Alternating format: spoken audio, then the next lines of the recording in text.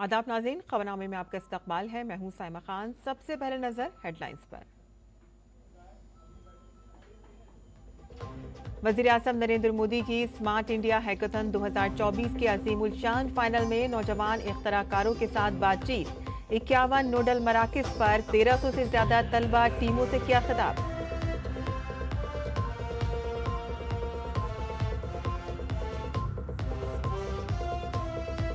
PM Modi ने तमिल शायर सुब्रमण्या भारती की तख्लीकात के मजमूए का किया इजरा। कहा कि एक भारत श्रेष्ठ भारत है सुब्रमण्या भारती के नजरियात का हकीकी अक्कास।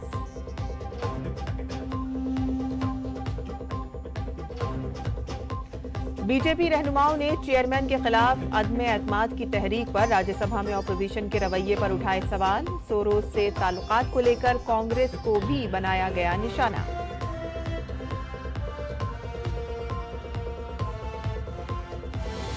लोकसभा से रेलवे तरमीमी बिल मंजूर। मरकजी वजीर रेलवे अश्वनी वैष्णव ने कहा कि यूपीए हुकूमत के मुकाबले में 10 सालों में रेलवे में वसी पैमाने पर रोजगार के मौके हुए हैं पैदा।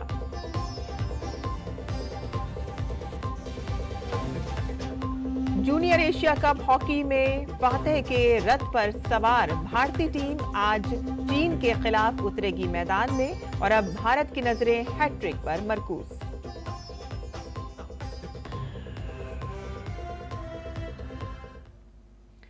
और अब खबरें तफसील से। वज़ीर आज़म नरेंद्र मोदी ने स्मार्ट इंडिया हैकाथन 2024 के अज़ीमुल शान फाइनल में नौजवान इख्तराकारों के साथ वर्चुअली बातचीत की। ग्रैंड फिनाले में 1300 से ज़ायद तलबा की टीमों ने हिस्सा लिया। इस मौके पर वज़ीर आज़म मोदी ने टीमों से खिताब भी किया।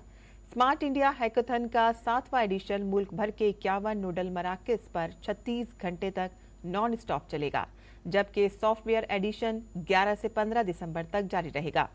स्मार्ट इंडिया हैकाथन के पिछले एडिशनों की तरह तलबा की टीमें विजारतों या महकमों या सनतों की तरफ से दिए गए मसाइल के बयानात पर काम करेंगी और इसके अलावा तलबा इनोवेशन क्लास में कौमी अहमियत के शोबों से मुताल्लिक 17 में से किसी एक मौजू पर भी अपने ख्यालात का इजहार करेंगे। और इस साल 54 विजारतों, महकमों, रियासती हुकूमतों, पब्लिक सेक्टर के इदारों और सनतों के जरिए 250 से ज्यादा मसाइल जमा कराए गए हैं। और इस साल इंस्टीट्यूट की सतह पर अंदरूनी हैकाथन में 150% इजाफा देखा गया है, जिसने इसे अब तक का सबसे बड़ा एडिशन बनाया। इंस्टीट्यूट की सतह पर स्मार्ट इंडिया हैकाथन 2024 में 86,000 से ज्यादा टीमों ने हिस्सा लिया है। वज़ीर आज़म ने मशहूर तमिल शायर सुब्रमण्या भारती के मजमूए का इजरा किया। ये 21 हिस्सों में है, जिसे सैनी विश्वनाथन ने मुरत्तब किया है। इसका मकसद लोगों को भारत की तहरीरों से वाकिफ कराना है। वज़ीर आज़म ने कहा कि ये भारत की सकाफत, अदब और जद्दोजहद आज़ादी की यादों और तमिलनाडु के फ़क्र के लिए एक बहुत बड़ा मौका है। 21 खंडों में काल वरिसेलु भारतीयार पड़ैपूगलु का संकलन 6 दशकों की अथक मेहनत का ऐसा साहस, ये असाधारण है, अभूतपूर्व है।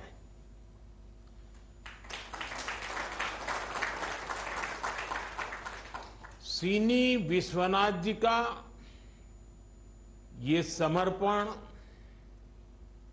ये साधना, ये परिश्रम, मुझे पूरा विश्वास है आने वाली पीढ़ियों को बहुत इसका लाभ मिलने वाला है।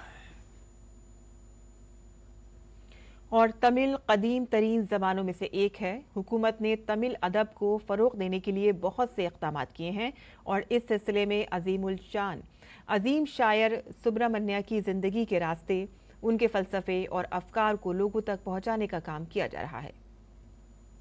सुब्रमण्य भारती जी ऐसे महान मनीषी थे जो देश की आवश्यकताओं को देखते हुए काम करते थे। उनका विजन उतना व्यापक था। उन्होंने हर उस दिशा में काम किया जिसकी जरूरत उस कालखंड में देश को थी। भारतीयार केवल तमिलनाडु और तमिल भाषा की ही धरोहर नहीं है, वो एक ऐसे विचारक थे जिनकी हर सांस मां भारती की सेवा के लिए समर्पित थी। भारत का उत्कर्ष, भारत का गौरव, ये उनका सपना था। हमारी सरकार ने कर्तव्य भावना से भारतीयार जी के योगदान को जन जन तक पहुंचाने के लिए हो सके उतना प्रयास किया है। कमला सिंह, वजीर तालीम धर्मेंद्र प्रधान ने आज वर्चुअली स्मार्ट इंडिया हैकाथन 2024 के अजीमुल शान फाइनल का इफ्तिताह किया। इस मौके पर उन्होंने कहा कि स्मार्ट इंडिया हैकाथन दुनिया के मौजूदा मसाइल के साथ साथ आने वाली सदी के मसाइल का हल फराहम करने का प्लेटफॉर्म बन जाएगा। उन्होंने कहा कि मुल्क के नौजवानों की क़यादत में भारत आने वाले वक्त में दुनिया की तीसरी सबसे बड़ी मईशत बन जाएगा। देश आप ही की ओर देखना चाहिए कि भाई ये स्मार्ट इंडिया हैकाथन में इस बार प्रॉब्लम पेपर क्या आ रहा है, उसमें सॉल्यूशन क्या निकल के आ रहा है, उसमें हमारी नई पीढ़ी की सोच, उसको दिखने की दृष्टिकोण ही प्रतिफलित होती है। भारत जो आज विश्व की 5th लार्जेस्ट इकोनॉमी बना है, आप ही के नेतृत्व में, आप ही की लीडरशिप में ये 3 नंबर बनने वाला है। और आने वाले जो अमृत काल में 2047 तक हम विश्व में एक नॉलेज बेस्ड इकोनॉमी के माध्यम से दुनिया की, विशेष करके ग्लोबल साउथ की विकास की मॉडल बनने वाले हैं। इंडियन ऑर्डर आने वाला है और भारत विश्व की ग्रोथ इंजन बनेगा। और आज़ादी के बाद से भारत में कई पार्टियां बरसर इक़्तिदार आईं और चली गईं, हुकूमतें बदलती रहीं, लेकिन आईनी ओहदों पर कभी किसी ने उंगली नहीं उठाई। और भारत की तारीख में पहली बार नायब सदर को हटाने के लिए एक नोटिस दिया गया है, जिस पर आज फिर राज्यसभा में हंगामा हुआ है। चेयरमैन के खिलाफ अपोजिशन की तहरीक अदम एतमाद पर राज्यसभा में जबरदस्त हंगामा हुआ। हुकूमत के वजीर किरेन रिजिजू ने कहा कि किसान के बेटे के खिलाफ ये रवैया काबिल कबूल नहीं है। कांग्रेस लीडर जॉर्ज सोरोस की जबान बोलते हैं और जब मुल्क के लिए काम करने की बात आती है तो चेयरमैन के खिलाफ नोटिस देते हैं और इसीलिए हम इस नोटिस की तरदीद करते हैं। चेयरमैन ने कहा कि सबको पार्लियामान चलाने के लिए साजगार माहौल बनाना होगा। वहीं किरेन रिजिजू ने कहा कि किसान के बेटे के खिलाफ ये रवैया काबिल कबूल नहीं है। भारतीय लोकतंत्र में 72 साल बाद एक ऐसा किसान का बेटा उपराष्ट्रपति के पद में पहुंच करके इस देश को सेवा करने का काम किया है। इस राज्यसभा सदन का सभापति के रूप में पूरा देश देख रहा है कि इस तरीके से उपराष्ट्रपति महोदय ने इस सदन का गरिमा को रखा है। और हम शुरू से देख रहे हैं कि विपक्ष के लोग ना लोकतंत्र को मानते हैं, ना चेयर का गरिमा को ध्यान रखते हैं। आप लोगों ने, मैं नाम लेकर कह सकता हूं, टेलीविजन में बाहर जाकर के पब्लिक के सामने में उपराष्ट्रपति का नाम लेकर के आप लोग बेमतलब से आरोप लगाते हैं। आप लोग इस सदन का सदस्य होने का लायक नहीं है। मरकजी वजीर पीयूष गोयल ने लोकसभा में जॉर्ज सोरोस के मामले पर कांग्रेस को सख्त निशाना बनाया। उन्होंने कहा कि जॉर्ज सोरोस और कांग्रेस का बहुत गहरा रिश्ता है, ये दोनों मिलकर मुल्क को नुकसान पहुंचाने की कोशिश करते रहते हैं। Congress party using George Soros and other international bodies due to which the country today is suffering. There are internal problems caused by the Congress Party Association with George Soros funded organization. The Congress Party is solely responsible as to answer the nation. What is the connection between their leaders, the leaders of the Congress Party? What is the nexus due to which the Congress Party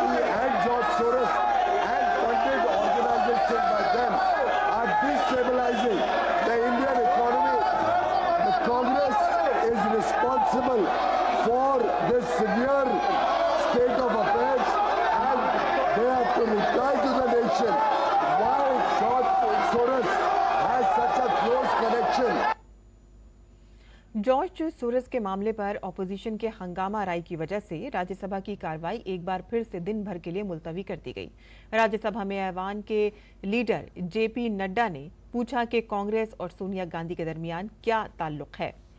उन्होंने ये भी कहा है कि ये मुल्क की अंदरूनी सलामती का मामला है। जेपी नड्डा ने कहा कि वो 2 दिन से इस मौजू पर बहस का मुतालबा कर रहे हैं। हमारे लोग इस बात को उठा रहे हैं कि सोरोस और कांग्रेस पार्टी की वरिष्ठतम नेतृत्व का क्या संबंध है और सोरोस और श्रीमती सोनिया गांधी जी का क्या संबंध है। यह देश के आंतरिक और बाह्य सुरक्षा का सवाल है और यह देश की संप्रभुता पर भी प्रश्नवाचक चिन्ह है। और जॉर्ज सोरोस से मुतालिक कांग्रेस पर संगीन इल्जामात हैं। कांग्रेस पार्टी को अपना मौक़िफ़ वाज़ेह करना चाहिए और मुल्क के अवाम को बताना चाहिए कि क्यों उनके लीडर ऐसे लोगों की हिमायत करते हैं जो मुल्क के खिलाफ काम करते हैं। मरकजी वजीर एसपी सिंह बघेल से हमारे नुमाइंदे नीरज सिंह ने खुसूसी बातचीत की। केंद्रीय मंत्री एसपी सिंह बघेल जी इस समय हमारे साथ हैं। सर, राज्यसभा नहीं चल रही है, जॉर्ज सोरोस के मुद्दे पर कांग्रेस पार्टी चर्चा भी नहीं कराना चाहती, ना बात करना चाहती, जबकि काफ़ी गंभीर आरोप कांग्रेस के शीर्ष नेतृत्व पर लग रहे हैं। दाल में कुछ काला है और यदि इतने बड़े नेताओं के ऊपर इतने गंभीर आरोप लगें तो बर्डन ऑफ प्रूफ उनका खुद का होता है कि प्रथम दृष्टया वो देश को बताएं कि उनके रिश्ते हैं या नहीं है, रिश्ते हैं तो किस हद तक हैं। तो वो उनको ही कहना चाहिए और क्लेरिफिकेशन करना चाहिए, प्रेस कॉन्फ्रेंस करके अपनी स्थिति को स्पष्ट करना चाहिए।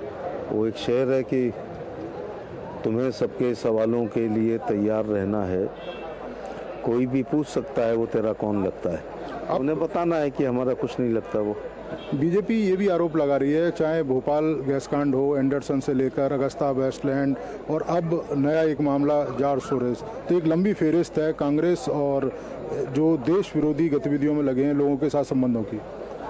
हाँ, ऐसा कई घटनाओं की टाइमिंग और उनको सपोर्ट करना, उनके साथ मिलना जुलना, उनके साथ फोटो इत्यादि ये सिद्ध करती हैं कि ऐसी शक्तियों के साथ कुछ न कुछ रिश्ता रहता है। स्पष्ट करना चाहिए कांग्रेस को अपने संबंधों को। बिल्कुल, ये जब गंभीर आरोप जो लगते हैं और ख़ास तौर से विदेशी ताकतों के या विदेशी एजेंसियों के लगते हैं, तब एक भारतीय होने के नाते और एक जिम्मेदार शहरी होने के नाते उसके बारे में स्पष्टीकरण देना चाहिए। चलिए, धन्यवाद। तो ये थे हमारे साथ केंद्रीय मंत्री एसपी सिंह बघेल जो बता रहे थे कि कांग्रेस पार्टी के ऊपर गंभीर आरोप लगे हैं और कांग्रेस पार्टी को स्पष्टीकरण देना चाहिए कि आखिर किस तरह के संबंध जॉर्ज सोरोस और उनकी कंपनियों के साथ उनके हैं। Neeraj Singh, DD news, Delhi. Congress party George Soros के मसले पर बात नहीं करना चाहती और यही वजह है कि ऐवान में हंगामा रही है। कांग्रेस पार्टी के जॉर्ज सोरोस के साथ ताल्लुकात हैं जो मुल्क को गैर मुस्तहकम करना चाहते हैं। जॉर्ज सोरोस के मामले पर नामा निगार नीरज सिंह ने बीजेपी के रुकन पार्लियामेंट ब्रिजलाल से भी बातचीत की। बीजेपी के वरिष्ठ नेता ब्रिजलाल जी हमारे साथ हैं। सर, आज राज्यसभा में फिर जॉर्ज सोरोस को लेकर हंगामा हुआ, सोनिया गांधी भी मौजूद थी, क्या कारण लग रहा है कि कांग्रेस क्यों नहीं चर्चा करना चाहती इस पर? ऐसा है कि ये स्पष्ट है, सबको जानकारी है कि सोनिया जी के और जॉर्ज सोरोस से संबंध हैं। जॉर्ज सोरोस की ऐसी संस्था है जो भारत विरोधी है, जो कश्मीर को अलग एंटिटी मांगती है और ऐसी उसके वाइस प्रेसिडेंट हैं। तो जॉर्ज सोरोस हमारे देश के विरोध में है और ऐसे विरोधी से सोनिया जी के संबंध और कांग्रेस की फंडिंग हो रही है, OCCRP उसी का पार्ट है। राहुल गांधी जब अमेरिका जाते हैं तो जो सोरोस को अंदर से इंस्ट्रक्शन मिलता है वो ये बोलते हैं, यहाँ दलितों को भ्रमित करते हैं और राहुल वहाँ जाते हैं कहते हैं मैं आरक्षण ख़त्म कर दूंगा। तो इसलिए देश को मालूम होना चाहिए कांग्रेस की असलियत क्या है, उनके नेता सोनिया गांधी की असलियत क्या है। इसलिए हम लोग राज्यसभा में इस पर चर्चा की मांग करते हैं क्योंकि ये उसके स्पष्ट सबूत हैं इसलिए कांग्रेस इससे भाग रही है। किस तरह के सबूत हैं सर स्पष्ट, जब भारतीय जनता पार्टी कहती है कि जॉर्ज सोरेज और कांग्रेस पार्टी के जो उच्च पदाधिकारी हैं उनके साथ घनिष्ठ संबंध है? बिल्कुल घनिष्ठ संबंध है। इसको तो तमाम फ्रेंच अखबार ने भी डिटेल में छापा है और ये सबको जानकारी है कि इनसे संबंध है जॉर्ज सोरेज से। और इनकी जो संस्थाएं हैं, जो भारत विरोधी यहाँ कार्यक्रम होते हैं, उसमें जॉर्ज सोरेज फंडिंग करता है और डीप स्टेट का पार्ट है। और वो डीप स्टेट जो भारत की प्रगति से खुश नहीं है, मोदी जी की लोकप्रियता से खुश नहीं है, भारत 2027 से विकसित राष्ट्र बनना जा रहा है उससे खुश नहीं है, तो ये लोग जो हैं कांग्रेस पार्टी, इनके नेता उन तत्वों से मिले हैं, उन डीप स्टेट से मिले हैं जो भारत विरोधी हैं, भारत के खिलाफ हैं। तो इस पर चर्चा तो राज्यसभा में होनी चाहिए और ये कह रहे हैं कि अगर सत्य नहीं है तो राज्यसभा में पेश करें। चलिए धन्यवाद। तो ये थे हमारे साथ ब्रजलाल जी जो बता रहे थे कि जॉर्ज सोरेज और जो कांग्रेस के उच्च पदाधिकारी हैं उनके बीच में घनिष्ठ संबंध है और देश की जनता को ये पता लगना चाहिए कि कौन कौन लोग हैं जो देश विरोधी गतिविधियों में पीछे से काम कर रहे हैं। वीरा सिंह, डीडी न्यूज, दिल्ली। और बीजेपी ने एक बार फिर से ऑपोजिशन जमातों को आड़े हाथों लिया है। बीजेपी के तर्जुमान संबित पात्रा ने कहा कि महाराष्ट्र और हरियाणा असेंबली इंतखाबात में शिकस्त के बाद कांग्रेस और उसके इत्तेहादी इलेक्शन कमीशन और ईवीएम पर इल्जाम लगा रहे हैं। कांग्रेस पार्टी ने तय किया है और कुछ घटक दलों ने यह तय किया है, खास करके हरियाणा और महाराष्ट्र के चुनावी नतीजों के बाद, कि विधानसभा के इन चुनावी नतीजों को लेकर इलेक्शन कमीशन को और ईवीएम की प्रणाली को वो सुप्रीम कोर्ट में घसीटेंगे। हर बार जब भी उसने इलेक्शन कमीशन को कोसा है, जब भी इलेक्शन कमीशन को सुप्रीम कोर्ट में खींचने की कोशिश की है, वहीं अगर फजीहत किसी की हुई है तो वो कांग्रेस पार्टी की हुई है। और बीजेपी के तर्जुमान संबित पात्रा ने कहा कि कांग्रेस पार्टी के खिलाफ बदउनवानी के इल्जामात से लोगों की तवज्जो हटाने के लिए पार्टी ने राज्यसभा के चेयरमैन के खिलाफ पार्लियामेंट में अदम एतमाद की तहरीक पेश की है। सोरोस फाउंडेशन से पैसा लेकर देश को अस्थिर करने की जो षड्यंत्र है, उसमें सोनिया गांधी, राहुल गांधी और पूरा गांधी नेहरू परिवार उसमें संतृप्त है, संलिप्त है। जब इस विषय को पार्लियामेंट और पार्लियामेंट के बाहर उठाया गया तो आनन फानन में कहीं न कहीं विषय को डाइवर्ट करने के लिए, कहीं न कहीं इस विषय से अपने आप को दूर करने के लिए, भटकाने के लिए माननीय धनखड़ जी के खिलाफ एक नो कॉन्फिडेंस मोशन लाने का प्रस्ताव कांग्रेस और उनके कुछ घटक दलों ने लिया है। रेलवे तरमीमी बिल 2024 लोकसभा में मंजूर हो गया है। लोकसभा में रेलवे तरमीमी बिल 2024 पर बहस का जवाब देते हुए रेलवे के मरकजी वजीर अश्वनी वैष्णव ने कहा कि हुकूमत ने रेलवे में भर्ती के अमल को शफाफ बनाया है और यूपीए हुकूमत के मुकाबले हमारी हुकूमत ने गुज़िश्ता 10 बरस में रेलवे में ज्यादा मुलाजमतें पैदा की हैं। रेलवे के वजीर अश्वनी वैष्णव ने लोकसभा में कहा कि पिछले 10 सालों में रेलवे की तेजी से बरक़रारी हुई है। उन्होंने कहा कि पिछले 10 बरस में मोदी हुकूमत के दौर में 44,000 किलोमीटर रेलवे इलेक्ट्रिफिकेशन किया गया, जो कि साबका हुकूमतों के दौरान 60 बरस में रेलवे इलेक्ट्रिफिकेशन से कहीं ज्यादा है। अध्यक्ष जी, रिकॉर्ड इलेक्ट्रिफिकेशन हुआ। भारत में अपना खुद का पेट्रोलियम रिजर्व बहुत लिमिटेड है, तो जरूरी है कि इलेक्ट्रिफिकेशन हम मैक्सिमम करें। जो 60 वर्षों में 21,000 किलोमीटर हुआ था माननीय अध्यक्ष जी, और इन 10 वर्षों में 44,000 किलोमीटर इलेक्ट्रिफिकेशन। डीजल के खर्चे में करीब 5,000 करोड़ रुपए का बचत ऑलरेडी हो चुकी है और भी लगातार इसमें डेवलपमेंट हो रहा है। रेलवे के वजीर अश्वनी वैष्णव ने लोकसभा में कहा कि रेलवे पूरे मुल्क में तेजी से तरक्की कर रही है और सिर्फ पिछले 1 साल में ही 5,000 किलोमीटर से ज्यादा नए रेलवे ट्रैक बनाए गए हैं, जो कि बहुत से रेलवे नेटवर्क से ज्यादा है। पिछले 1 वर्ष में ही अध्यक्ष जी 5,300 किलोमीटर नए रेलवे ट्रैक बने, जो कि पूरे स्विट्जरलैंड के रेलवे नेटवर्क से भी ज्यादा है। यानी एक समृद्ध देश के रेलवे नेटवर्क जितना है उतना 2 साल लगातार भारत के रेलवे नेटवर्क में ऐड हुआ है। ये एक बहुत बड़ी उपलब्धि है इस देश की। ये एक प्रधानमंत्री जी के विजन का बहुत बड़ा एक उदाहरण है कि कैसे प्रधानमंत्री जी ने देश के विकास के लिए, एक विकसित भारत के लिए नींव रखी है। सेफ्टी पे बहुत ध्यान दिया गया। जहां 7-8 हजार 10 हजार करोड़ का इन्वेस्टमेंट होता था, अब 1,08,000 करोड़ का इन्वेस्टमेंट होता है। सदर जमहूरिया द्रौपदी मुर्मू ने डीडी उड़िया पर पहली बार संथाली जबान में न्यूज बुलेटिन टेलीकास्ट करने के लिए वजारत इत्तलात और नशरियात और दूरदर्शन नेटवर्क की तारीफ की है। डीडी उड़िया पर संथाली जबान में पहला न्यूज बुलेटिन देखते हुए उन्होंने कहा कि संथाली जबान में खबरों के टेलीकास्ट के जरिए संथाली जबान समझने वाले लोग अपनी जबान में भारत और बैरून मुल्क की खबरें जान सकेंगे, जिससे फायदा होगा। और उनके लिए संथाली जबान बुनियादी तौर पर मगरबी बंगाल, झारखंड और उड़ीसा और पड़ोसी ममालिक नेपाल और बांग्लादेश में बोली जाती है। बहुत खुशी की बात है कि संथाली लैंग्वेज में आज दूरदर्शन के माध्यम से समाचार प्रसारित हुआ है और इसी के वजह से जो संथाली लैंग्वेज के लोग दूसरे लैंग्वेज या हिंदी या इंग्लिश या दूसरे लैंग्वेज समझ में नहीं आता था, नहीं समझ पाते थे, उन लोगों के लिए बहुत लाभकारी होगा। बहुत खुश है कि देश दुनिया का खबर उन्होंने जान पाएंगे, देख पाएंगे, सुन पाएंगे।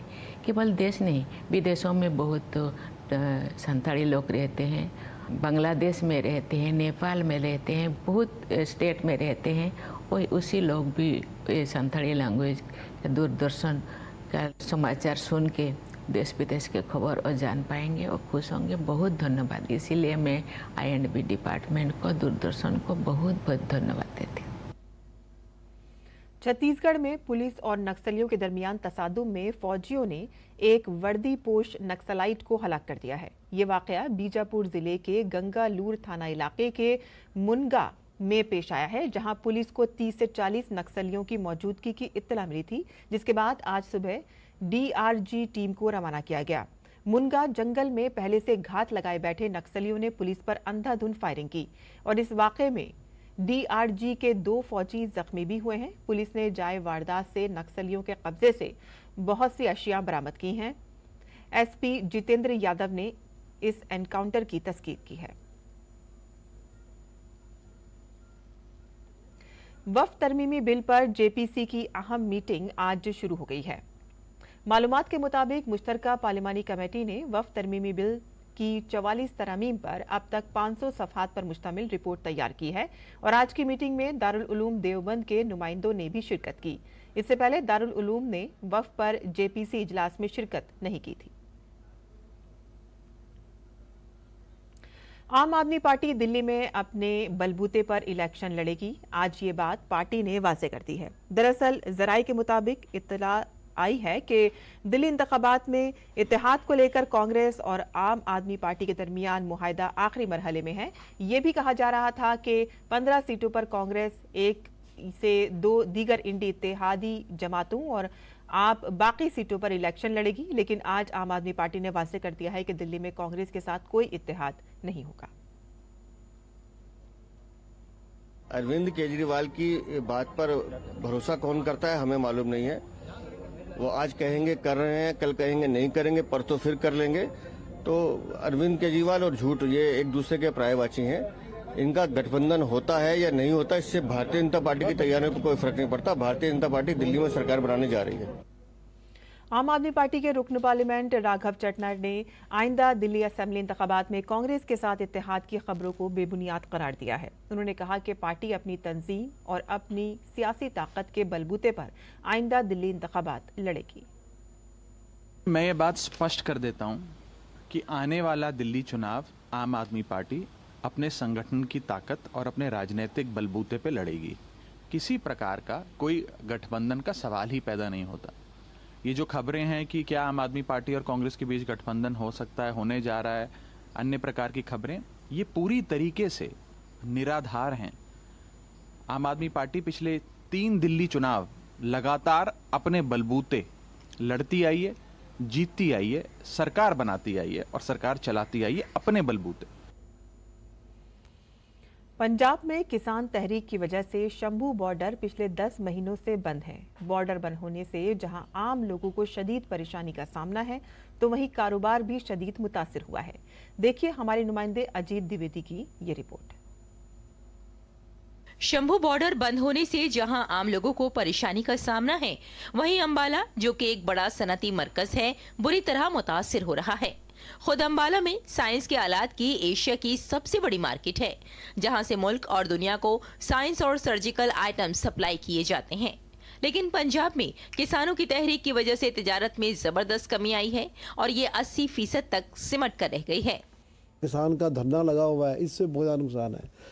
हिमाचल, जम्मू कश्मीर, पंजाब, यहाँ से तीनों का कस्टमर बिल्कुल बाई रोड, जो बाई कार अपनी आ जाते हैं, स्कूल, कॉलेज, हॉस्पिटल आ जाते हैं परचेज करने के लिए, वो बिल्कुल नहीं आते।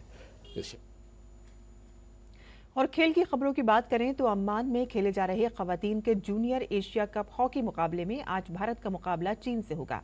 भारत का टूर्नामेंट में शानदार खेल देखने को मिल रहा है, जहां टीम ने बांग्लादेश को 13-1 और मलेशिया को 5-0 से शिकस्त दी है, तो वहीं चीन ने बांग्लादेश और थाईलैंड के खिलाफ जीत दर्ज की है। और इसी के साथ ही हमारा खबरनामा यहीं खत्म होता है। हमारी पूरी टीम को इजाजत दें। आदाब।